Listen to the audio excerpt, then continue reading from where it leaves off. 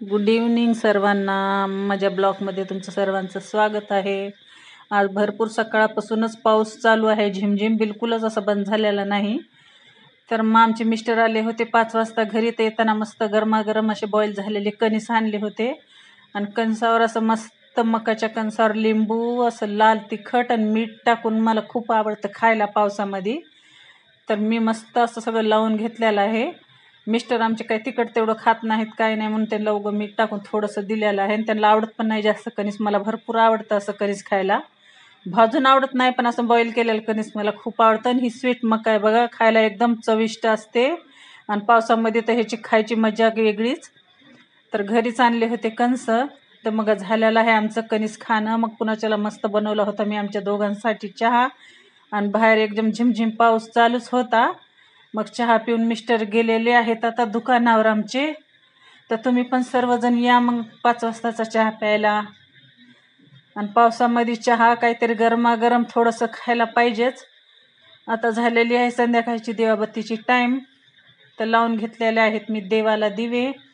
आणि रोज तुळशीपाशी पण दिवा असतो माझा. आणि एक आहे उंबराचं आणि पिंपळाचं झाड लावलेलं आहे मी कुंड्यामध्ये. त्याला पण नित्यनेमाने सकाळी पण पूजा, संध्याकाळी दिवाबत्ती असतीच म्हणजे दाखवायची. अशी आता दिवाबत्ती झालेली आहे. आता संध्याकाळची स्वयंपाकाची तयारी. तर या मग आता सर्वजण किचनमध्ये करूया काहीतरी आता स्वयंपाक. तर बाहेर पाऊस पण चालू आहे, पण तरी मी दिवा लावल्याशिवाय राहत नाही. मग ते चालू की शांत होऊ, पण तुळशीपाशी दिवा लावलं की बिलकुल असं करमत नाही.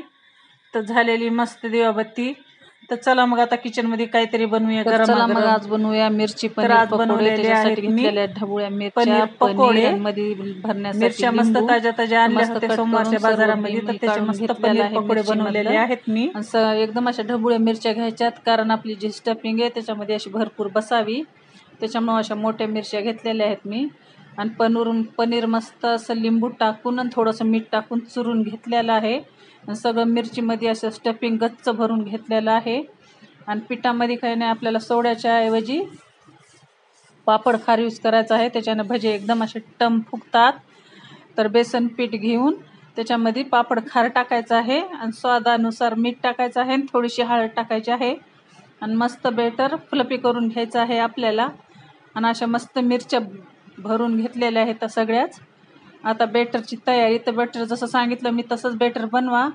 आणि थोडंसं 5 मिनिट मस्त बेटर असं फेटून घ्या. आणि ओवा पण टाकलेला आहे, कोथिंबीर टाकलेली आहे. आणि बेटर मस्त असं फ्लफी होण्यासाठी 5 मिनिट तुम्ही त्याला फिल्टर केल्याने मस्त असं हे करायचं आहे, फेटायचं आहे. ते एकदम भजा आपला असा डम फुगून येतो. तर मस्त ठेवलेलं आहे मी आता तेल गरम करायला. आणि थोडे थोडे भजे असे काढून घेणार आहेत. एकदम तेल गरम झालं की त्यात भजे सोडायचे नाही, कारण आपले भजे लाल होतात. तर तेल गरम झाल्यावर थोडं थंड होऊन मगच भजे टाकायचे आहेत. आणि असे मस्त गरमागरम भजे बनलेले आहेत. म्हणजे बघा किती छान फुगलेले आहेत भजे. आणि मस्त मधलं पनीर पण व्यवस्थित शिजलेले आहे. तर कशी वाटली रेसिपी कमेंट्समध्ये नक्की सांगा.